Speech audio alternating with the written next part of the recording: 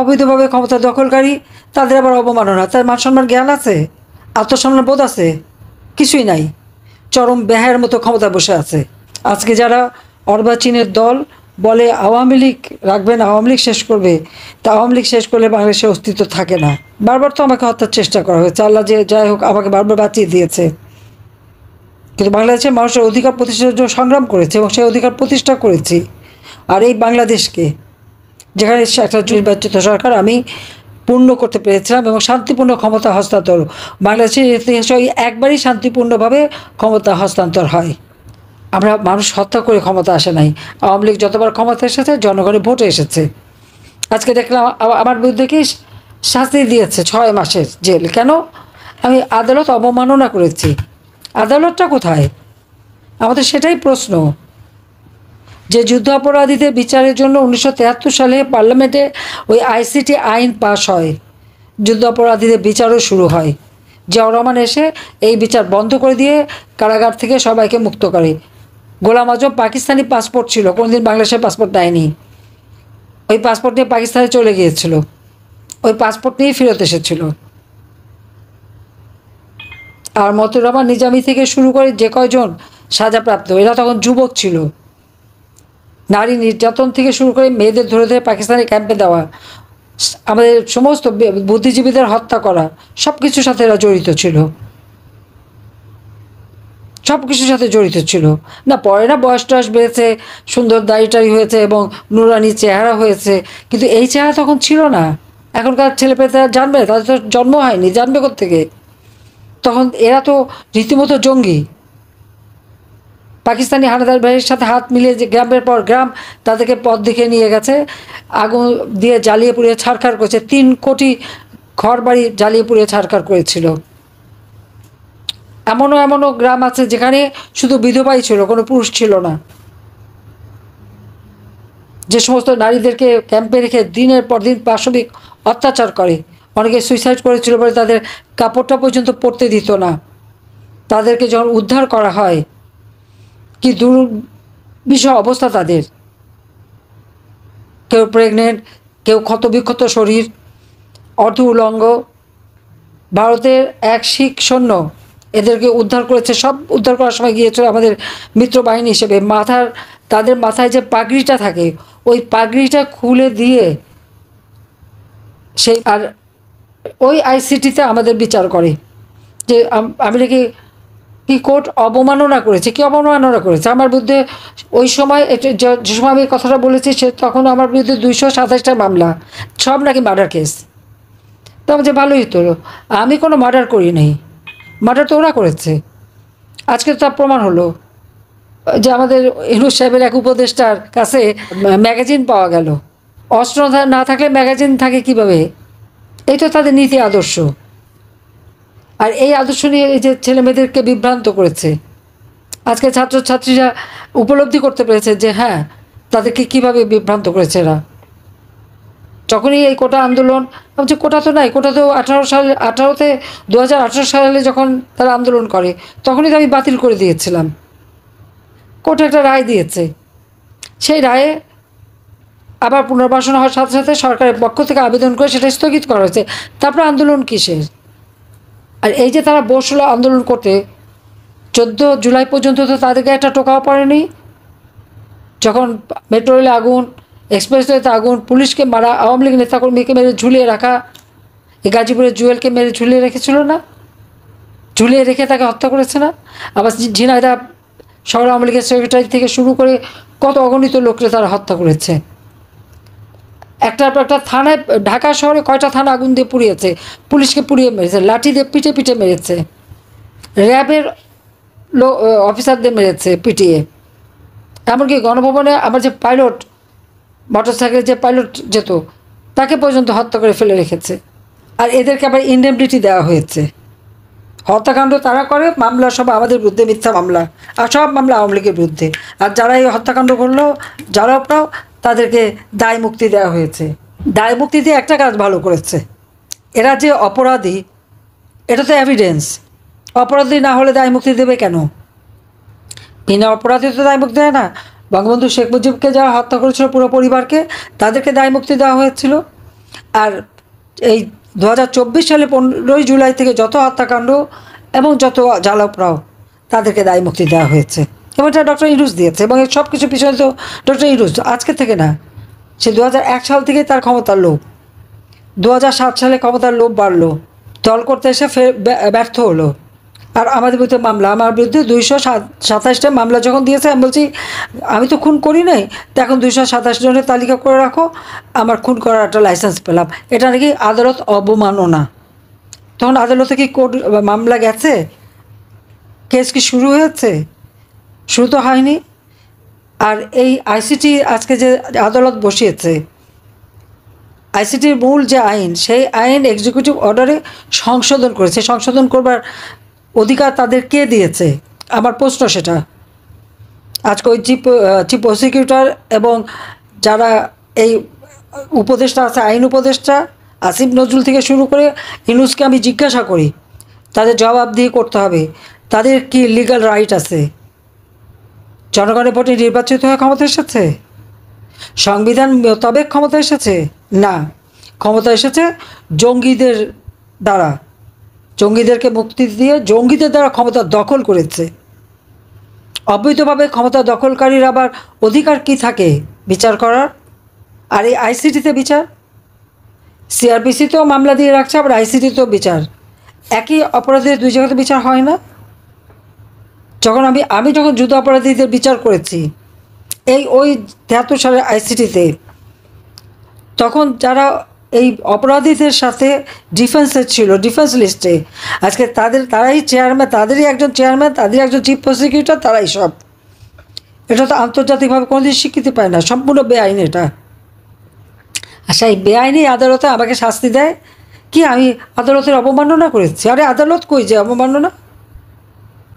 অবৈধভাবে ক্ষমতা দখলকারী তাদের আবার অবমাননা? তার মান সম্মান জ্ঞান আছে? আত্মসম্মান বোধ আছে? কিছুই নাই। চরম বেহায়ের মতো ক্ষমতায় বসে আছে, লজ্জা শরমও নাই। এটা হলো বাস্তবতা। আর একটার পর একটা মামলা দিয়েছে। হ্যাঁ ঠিক আছে, মামলায় হাজিরা দিতে আমাকে নোট দিতে আমি আসবো, নিশ্চয়ই আমি আসবো, মামলা আমি মোকাবেলা করব। দেখি কত ধানে কত চাল, সেটা আমি দেখে নেব। বাংলাদেশটা আমাদের জনগণের, আর আমার জনগণই শক্তি, আমার কোনো বিদেশি প্রভুও নাই, আর কিছু নেই। আমি যদি ক্ষমতায় থাকতে চাইতাম, হয়তো কয়েকশো লোক মারতে হতো, আমি তো তা চাইনি কখনো। যে কটা হত্যাকাণ্ড ঘটেছে সব কটা হত্যাকাণ্ড ওই মেটিকুলাসলি ডিজাইনের অংশ হিসেবে। এখানে পুলিশকে দোষ দেওয়া লাভ নেই, সেনাবাহিনীর সদস্যদেরকেও দোষ দিয়ে লাভ নেই।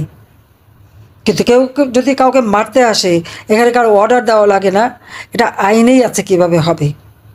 কিন্তু আজকে নির্যাতন চরম আকারে, কোনো মেয়েদের কোনো অধিকার নাই, আব্রু বলে কিছু নেই। কত বড় জঘন্য এরা!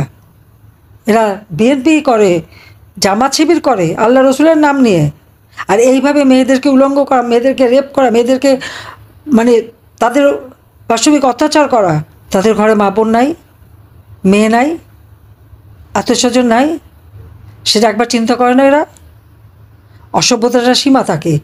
আমি জানি না এদের এত খাওয়া পড়া, এত সুযোগ সুবিধা দিয়ে কী অপরাধটা করলাম, সেটাই আমার নিজেরই এখন প্রশ্ন।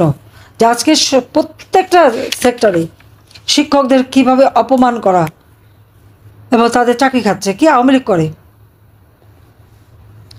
চরম অপমান করে করে শিক্ষকদেরকে জোর করে পদত্যাগ করায়, ছোট ছোট শিশু শিক্ষার্থীদের দিয়ে শিক্ষকদের অপমান করায়। এদের কি আর লেখাপড়া হবে কোনো দিন? তাদেরকে জোর করে পদত্যাগ করানো, যে সমস্ত চিত্র দেখলাম। কোন দিন না বাপ মারে বলে, হ্যাঁ লিখে দেন আপনি আমার বাবা না, পদত্যাগ করেন আমার পিতৃত্ব থেকে। এরা হয়তো একদিন সে বাপ মাকে তাই বলবে। সেটা হলো বাস্তবতা। দিনমজুর কাজ পায় না, রিক্সাওয়ালা কাজ পায় না, তো কিসের দেশ চালাচ্ছে? যে বাজেট আমি দিয়ে আসছি, বাজেট তো ওই বাড়াতে পারলো না, আরও কম আরও টাকা কমাবে না, কী করবো? তো নিজেটা চোর।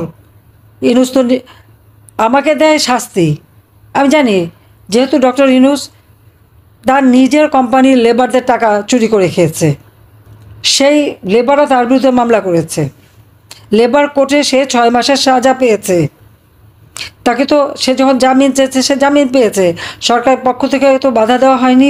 এইভাবে আমার দেশের প্রত্যেকটা শ্রেণীর মানুষের উপর আজকে চরম জুলুম, আজকে কোনো টাকা পয়সার হিসাব নাই, চরমভাবে সে দুর্নীতি করে যাচ্ছে, অর্থ পাচার করে যাচ্ছে। তার এই যারা আছে কতগুলি বানিয়েছে, কথা কথা হুকুম দেয়, এত বড় দুঃসাহস তাদের। আর অমনি যার যার বাড়ি ঢুকে পড়ে, লুটপাট করে, চুরি করে। সে কি মব জাস্টিস? এটা মব জাস্টিস নেই, এটা হলো মব সন্ত্রাস। সে সন্ত্রাসই করে বেড়াচ্ছে তারা। আজকে প্রত্যেকটা কবরে যে যাদেরকে এরা শহীদ বলছে, প্রত্যেকটা কবর থেকে লাশ তুলে আন্তর্জাতিক সংস্থা ডেকে নিয়ে এসে ফরেন্সিক করে দেখা হবে কীভাবে তারা মারা গেছে। আর যারা আহত, সে কোন দল করে, সে কি করে, সে অপরাধী না নিরপরাধী, আমি সেটা দেখি নাই। আর আমি সরকারি থাকা পর্যন্ত প্রত্যেকটা রোগী চিকিৎসা পেয়েছে বিনা পয়সায়। তাদের বাবা মা কারো কোনো টাকা খরচ করতে হয়নি, সব টাকা প্রত্যেকটা হাসপাতালে আমি খরচ করেছি। আমরা বিনা পয়সা তাদের চিকিৎসা দিয়েছি। এরা জানে না, এখনও তারা হাসপাতাল ছাড়ে না। কেন হাসপাতাল ছাড়বে না? হাসপাতালে বসে সেই চক্ষু ইনস্টিটিউটে দেখলাম সাবান পানি ফ্লোরে ফেলে তারা জল খেলে। এরা নাকি আবার অসুস্থ। এটা কোন ধরনের কথা? হাসপাতালে অন্য রোগীদের তো চিকিৎসা হবে, একটা ক্যাবিন দখল করে বসে আছে। কেউ আবার 5 তারা হোটেলেও রুম দখল করে, সারাদিন ঘুরে ফেরে আবার ওখানে যে ক্যাবিনে বসে থাকে ব্যান্ডেজ বেঁধে। এই প্রতারণাটার কী অর্থ থাকতে পারে? তা আমি এদের দোষ দিই না, কারণ ইউনূস নিজেই তো একটা প্রতারক। লেবারদের অর্থ আত্মসাৎ করে মামলার আসামি, সাজাপ্রাপ্ত আসামি। গ্রামীণ ফোন টেলিকমিউনিকেশনের টাকা নয় করে পাচার করে দুর্নীতি করে তার বিরুদ্ধে 5টা মামলা দুর্নীতি দমন কমিশনে। তার 18টা কোম্পানি ট্যাক্স দেয় না, সেই মামলা। ডক্টর ইউনূস নিজে ট্যাক্স দেয় না, তার বিরুদ্ধে 1100 কোটি টাকার ট্যাক্স পাওনা, সেখানে 666 কোটি টাকার ট্যাক্স মামলার রায় হবার কথা ছিল 6ই আগস্ট। সেই দিন 5ই আগস্ট সে এমন ঘটনা ঘটাবে যেন তারও আর ট্যাক্স দেওয়া না লাগে, এবং সব মামলাগুলি সে প্রত্যাহার করে নিয়েছে। এমনকি যেটা সাজা হয়েছে এটা কোনো নিয়ম নাই, আইন নাই। এখানে আইন নাই, আইনের শাসন নাই, সরকার বলে কিছু নাই। ক্ষমতা দখলকারী কতগুলি সান্ডা গুন্ডা পান্ডা আছে, দেশটাকে শেষ করে দিচ্ছে, ধ্বংস করে দিচ্ছে। গ্রামে গঞ্জে সব জায়গায় মানুষের নিরাপত্তা নাই, নারীদের নিরাপত্তা নাই। শিশু নারী প্রতিদিন ধর্ষিত হচ্ছে, ছেলেকে পায় না, বাবাকে মারে, মাকে মেরে হত্যা করে, মাকে পিটে করে। ওদের মা নাই, দুদিন পর যদি ওদের মাদের পিটাতে শুরু করে তখন কোথায় যাবে, কীভাবে ঠেকাবে? ঘর বাড়ি তো জ্বালিয়ে পুড়ে ছাড়খার, তাদেরও তো বাড়িঘর আছে। আর এখন তো আমার বিরুদ্ধে মামলা প্রায় 450, তার মধ্যে বোধহয় 440টার মতো খুনের মামলা। আজকে যারা এই দেশ শাসন করে তাদের শাসন করার কোনো অধিকার নাই। অন্যায়ভাবে অবৈধভাবে জঙ্গিদের দিয়ে দেশ দখল করেছে। এই দেশ আমার বাবা বা জাতির পিতা বঙ্গবন্ধু শেখ মুজিবুর রহমান স্বাধীন করে দিয়ে গেছেন, আর তাকে অপমান করা হয়, অবমাননা করা হয়। আর আওয়ামী লীগকে নাকি কোনো কার্যক্রম বন্ধ, নিষিদ্ধ করা হয়, ছাত্রলীগ নিষিদ্ধ করা হয়। এই ডক্টর ইউনূস একটা অবৈধ ক্ষমতা দখলকারী, তার প্রত্যেকটা হুকুম, প্রত্যেকটা অর্ডার অবৈধ। তাদের দেশ চালাবার কোনো বৈধতা নাই। অস্ত্র হাতে নিয়ে জঙ্গিদের ছেড়ে দিয়ে আওয়ামী লীগ নেতা কর্মীকে গ্রেপ্তার করে বন্দি করে রেখে মিথ্যা মামলা দিয়ে তাদের হয়রানি করা হচ্ছে। আজকে প্রায় 4-5 লাখ লোক আমাদের অ্যারেস্ট করেছে এবং তাদেরকে কারাগারে যে কঠিন অবস্থার মধ্যে রাখছে, এবং প্রতিনিয়ত কারাগারে তারা মানুষ হত্যা করে যাচ্ছে, জেল হত্যা করছে। কাজে এখন আর সময় নাই, এদেরকে ক্ষমতা থেকে হটিয়ে দেশকে বাঁচাতে হবে, দেশের মানুষকে বাঁচাতে হবে। আন্তর্জাতিকভাবেও দেশের কোনো সম্মান সে রাখতে পারে নাই। আজকে সে কীভাবে দেশকে অবমাননা করছে সেটা নিজেই দেখতে পারেন। আর 10 মাসের মধ্যে 11 বার খালি বিদেশেই গেছে। এতবার বিদেশে এত টাকা খরচ করে যে কী অর্জন করে আসছে, দেশের জন্য কোন সম্মান নিয়ে আসছে? 1 পয়সা বিনিয়োগও আনতে পারেনি। অর্থনীতি ধ্বংস, রাজনীতির ধ্বংস, সাংস্কৃতিক অবস্থান ধ্বংস, সামাজিক নিরাপত্তা ধ্বংস, সমস্ত দেশটাকে ধ্বংসস্তূপে পরিণত করেছে। কাজে ধ্বংসের হাত থেকে দেশকে রক্ষা করার জন্য যার যা কিছু আছে যে যেভাবে পারবে সকলে এক হয়ে প্রতিবাদ করে এদের হাত থেকে দেশকে রক্ষা করতে হবে। সাধারণ মানুষের কাছে যেতে হবে, মানুষের পাশে দাঁড়াতে হবে এবং মানুষকে সাথে নিয়েই পথে নামতে হবে। কাজে সেই আহ্বানই আমি জানাচ্ছি সবাইকে। আমি আছি আপনাদের সাথে, আমি যেখানে থেকে আমি আসছি। হ্যাঁ, একটা সুবিধা হয়েছে, যেখানে আছি বলে কথা বলতে পারছি। 2007 জোর করে দেশে ফিরেছিলাম, এরপরে তো বন্দি করে রেখেছিল, আর কথা বলতে পারিনি। কিন্তু এবার সেই জন্য বাইরে থেকে সবার সঙ্গে কথা বলতে পারছি। কাজে আমি আছি, সব ধরনের সহযোগিতা আমি করে যাব।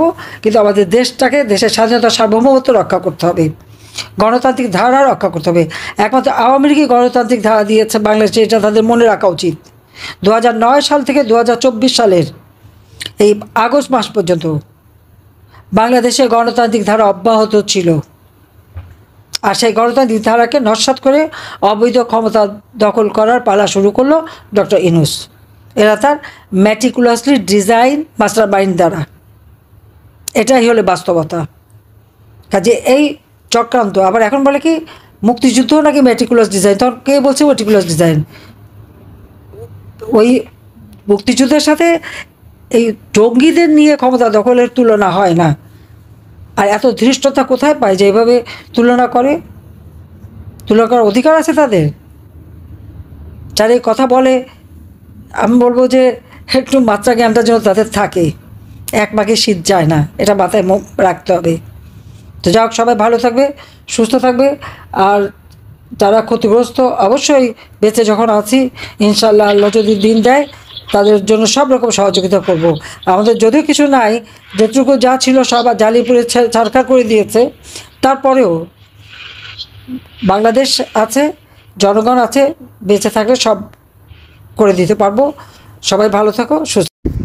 আসসালামু আলাইকুম প্রিয় দর্শক, আশা করি পুরো ভিডিওটি দেখেছেন এবং বুঝতে পেরেছেন। কথা বললেন সাবেক প্রধানমন্ত্রী শেখ হাসিনা এবং বাংলাদেশের বর্তমান যে অবস্থা, সেই অবস্থা নিয়ে তিনি কথা বললেন। তিনি নিজেকে নির্দোষ দাবি করলেন এবং তিনি বললেন যে যে কোনো উপায়ে তিনি দেশে আসবে এবং নিজেকে নির্দোষ প্রমাণ করব, এরকম কথা বললেন।